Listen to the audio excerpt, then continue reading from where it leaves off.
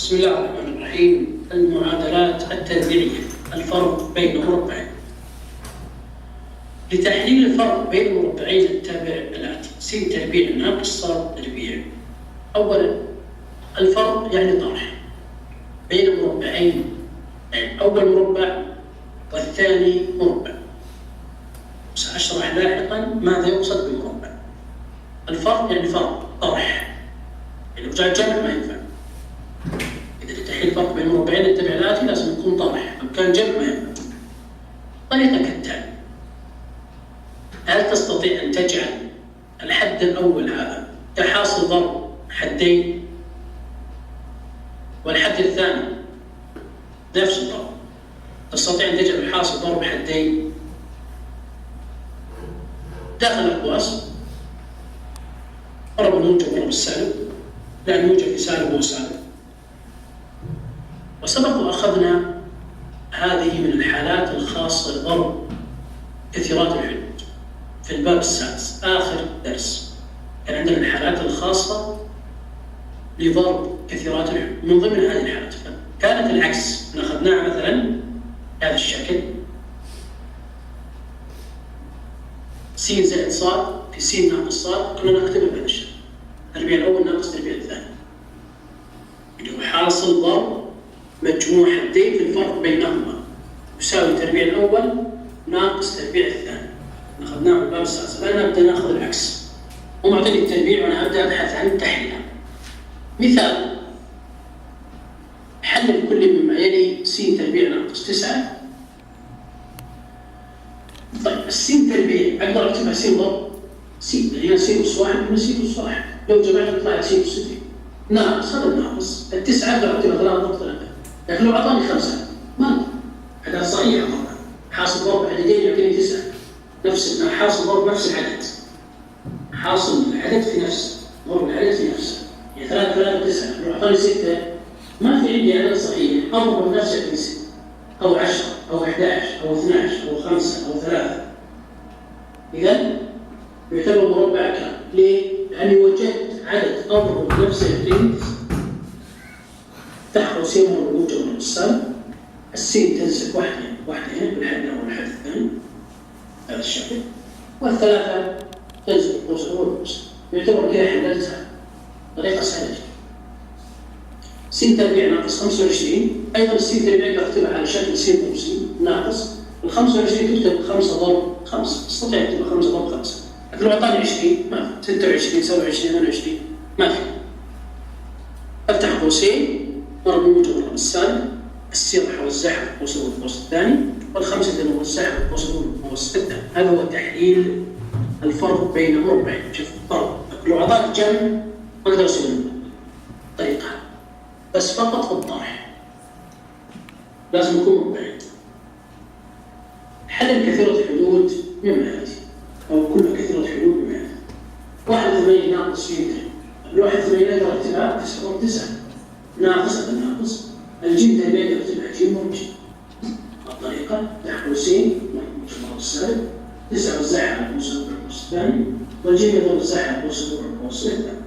هذا يعتبر حللت الفرق بين المربعين. تساءل واحد: شو الفرق بينه وبين ثنائيات الحد اللي حليناها عليها؟ الفرق بينهم أن هذه بين مطرح ومربعين، الأول مربع والثاني مربع. أقدر أحلها بهذا الشكل أسرع وأسهل.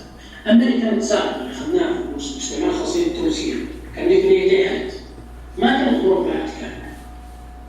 إيش كنت أسوي؟ ما كان الفرق بين المربعين، كنت آخذ الأولى وأحللها وآخذ الثانية وأحللها وأشوف شو المشترك بينهم.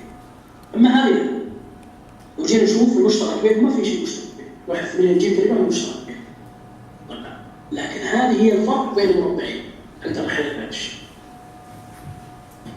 ال 64 جيم تربيع أقدر أكتبها 8 جيم ضرب 8 جيم، يعني 64 هي 8 ضرب 8، والجيم في الجيم جيم تربيع. إذا هذا تحليل ناقص الهاء تربيع هاء مربع، تحلل الأقواس والموجب والسالب، 8 جيم تنزل قوسين والهاء تنزل قبل قوسين. واهتم بالترتيب، الترتيب مهم. ما أقدر أحط الهاء خصوصا هذا القوس قبل 8 جيم، ما نجيب ناقص بالتالي.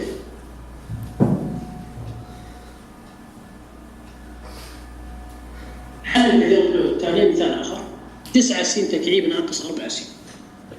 انظر إلى هذا السؤال، هل هذا الفرق بين مربعين؟ يعني هل أقدر أكتب 9 س تكعيب على شكل 3 س ضرب 3 س أو 3 س تربيع أو 3 س تربيع؟ ما أقدر، يعني هي أس 3 الأس لازم تكون متساوية نجمعها. الأربعة س السين ليست مربع، شو الطريقة؟ أخرج منها عامل مشترك. هل يوجد بينهم شيء مشترك؟ بين هذا وبين هذا؟ لا، اللي هو السين. شوف موجود بين السين وموجود بين السين. طريقة إذا السين كيف جت السين؟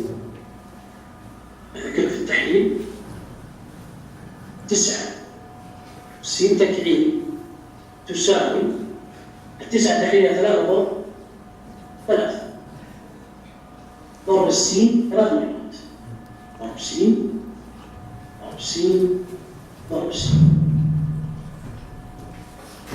والسالب 4 س تساوي سالب 1 ضرب 2 ضرب 2 ضرب س.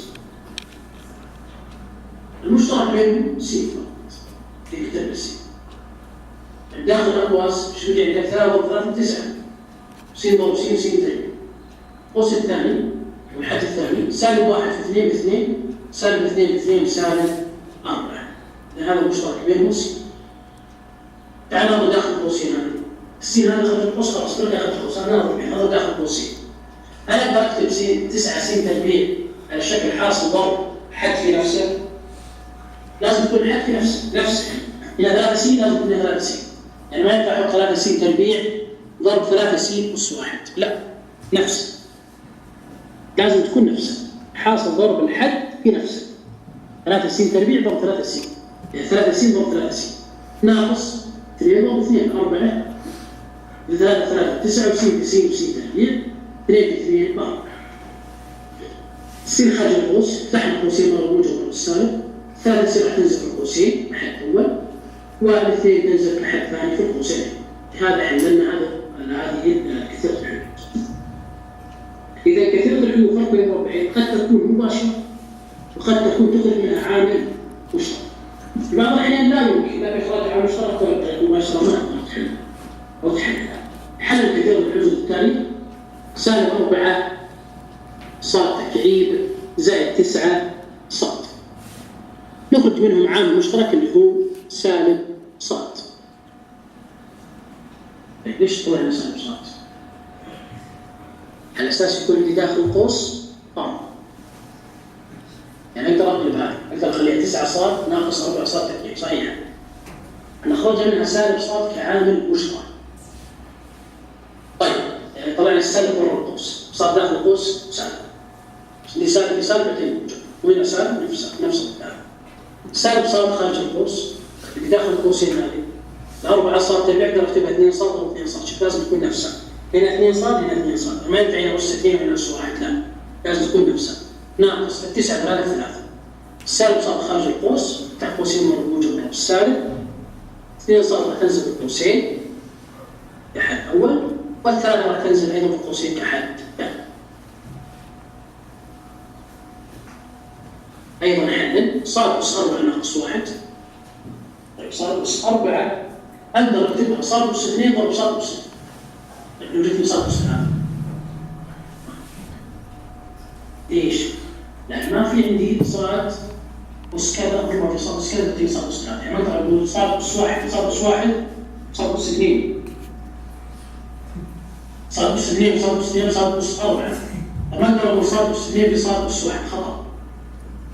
لازم تكون نفس الحد. صاد أس 2 صاد أس 2 صاد أس 1 صاد أس 1 وهكذا. والواحد هو نفسه 1 في 1. طريقة تحليلها الصاد راح تنزل القوس الأول والقوس الثاني الحد الأول، والواحد مثلا ينزل واحد. طيب، هل هذه تحتاج إلى تحليل آخر؟ تعالوا نقول داخل القوس. الموجب هذا الطالب، الجمع هذا أكثر. يعني كلامنا عن الفرق بين المربعين. تعال شوف الفرق بين هذا المربع، نعم، المربع ذات صاد في صاد، والواحد أيضا مربع ذات 1 في 1. إذا القوس الأول ينزل، القوس الثاني يكتب صاد ضرب صاد ناقص 1 ضرب 1.